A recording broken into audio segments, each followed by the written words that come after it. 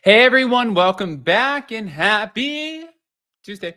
All right, guys, that means we get the Valley tonight, which I'm so excited about. I just did another video on YouTube and I was talking about I went out, bless my mother-in-law. She has this amazing discount at Saks Fifth Avenue from all of her years of service at Saks Fifth Avenue.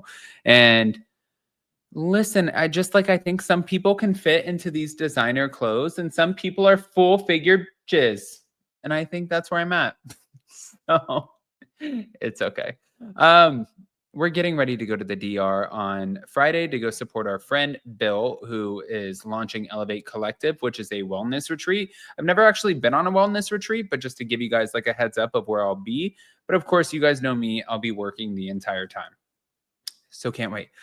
Before we jump in, though, pop off in the comment section. If you're not subscribed, get subscribed. Don't forget to hit that notification bell, and let's jump right in.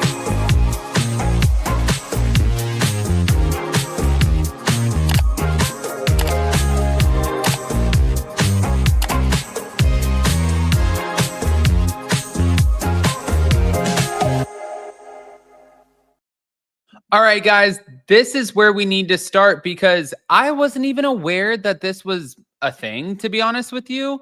But it looks like Jax Taylor announced a podcast tour, but the dates are now actively getting reduced. I was not, truly not aware. We'll be back to discuss the Valley tomorrow with our girls from Taste of Reality. To be honest with you, this is where I found it out. So you guys can go to tasteofreality.com if you want more information. But yeah, from what they're saying, a lot of Bravoholics, they have contacted the promoters to make them aware of this very problematic person who is Jax Taylor. And Jax is seemingly getting canceled for, I guess, being the Jax Taylor who refused to change after everyone begged him to and begged him to go to rehab and do all of the things. This to me is all speculation, but am I shocked that, it's kind of, here's the difference. Well, I guess it's not really it's not so much of a difference. James Kennedy, what is with this Jimmy Neutron shit? James Kennedy, he started losing a lot of cities and a lot of things after the DV arrest, which did not result in a charge. However, at the end of the day, people did not want to be associated with somebody who could have potentially picked up their girlfriend and choke slammed her down, even though we don't know if that's true or not. And Allie has, she has said over and over and time again that, no, I'm fine. Nothing happened. Okay, so nothing happened. So we're going to leave it at that. But moving on. Jax and Brittany, they did open up about his reaction to her messaging Julian. It wasn't a good reaction, clearly. He broke the bar stools, he flipped the table. She said that her knee was bruised. And at the moment that you start putting that out there, of course, people who are putting a lot of ad dollars into you, they might become a little bit more skeptical because now it reflects them and their brands and their businesses for supporting what could be perceived as an abuser of anyone, especially women. And I'm not saying that that's the case. I'm just trying to look at it from a logical business perspective.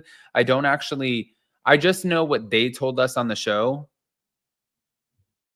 But for a podcast tour, it does kind of make sense. Now, getting back to it, his live podcast tour, In the Mind of a Man with Jax Taylor, it was, I guess, supposed to be a 12-city tour beginning in Nashville. That was going to be on April 18th, with the tour closing in DC on a date to be announced. But the tour is not going down as Jax planned. I guess there's only 8 cities that Jax can do now, and his team clearly had to scale all of this back. And that started with their opening date, which actually never happened. So again, they plan to open up on April 18th, but no.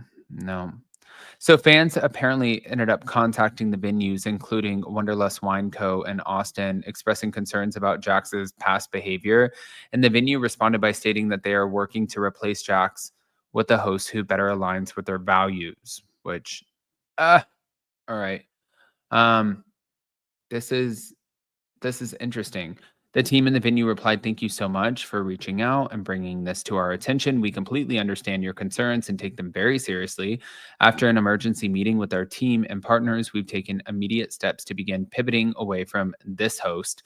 Since this was a third-party production, we've been working closely with them to make a change, and they're already in the process of finding a new host who better reflects our values and the spirit of what we want to create. We're really grateful for your voice, your support, and holding us to the standards that we all believe in." Jax, how do you come back from getting your ass canceled to go back to getting your ass canceled again? You know what's wild is Brittany said that at the moment that they lost everything, Vanderpump Rules and all of it, he went through like a downward spiral, which I would imagine it's like you're losing this job, you're losing a huge amount of money, you're losing the celebrity, you're losing the influence. It's not just the money that comes from the show, though. You guys have to think the sponsorships, the ads, it was like, and I know it's not the same circumstance. I'm going case by case here, but like when everything happened with Stassi, all brands, everybody dropped her all at the same time, and she just like went to nothing. So for this situation, and same thing with James, everybody dropped him. He was essentially in that right mind canceled. But Ali Luber said that when Vanderpump Rules, like they made a shift, that James did not handle it well. And Brittany Cartwright said that when Vanderpump Rules dropped him and her, Jax did not handle it well.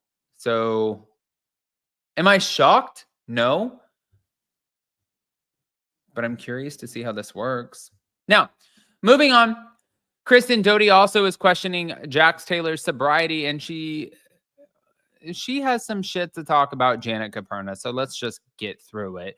Kristen Doute, she's skeptical about Jax's, and she suggested that he might be substituting one addiction for another and has not shown signs of doing the necessary personal work. Who knows? But when it comes to Janet Caperna, she claimed that Janet was introduced to their friend group as a fan of the show and implied that Janet's behavior changed once filming began, suggesting that she was sort of seeking reality TV fame. You know what, though? I'm a huge, I'm not really like necessarily a fan of any of them. I think I know all of them too well, but I am friends with a few of them. And I love Kristen Doute. And I think that Janet Caperna is great.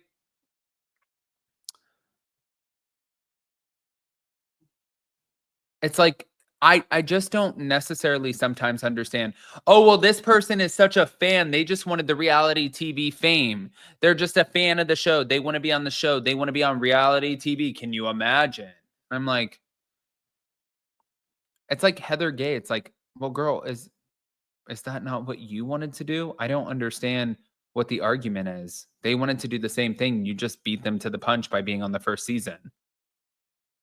So what did they do wrong? Exactly. Like, it doesn't really make sense to me, but that's fine.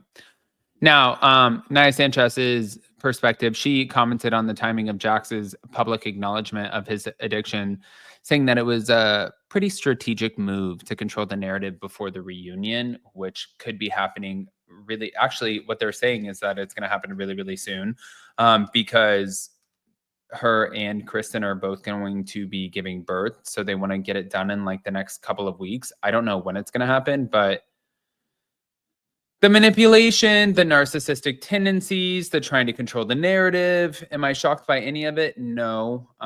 Do I believe it? Yes. Am I there though to, like 100% confirm it? Absolutely not. So really, that's kind of where you guys come in. I want to hear what you guys think, guys. Pop off in the comment section. If you're not subscribed, get subscribed. Don't forget to hit that notification bell, and we'll see you next time. Love you. Bye.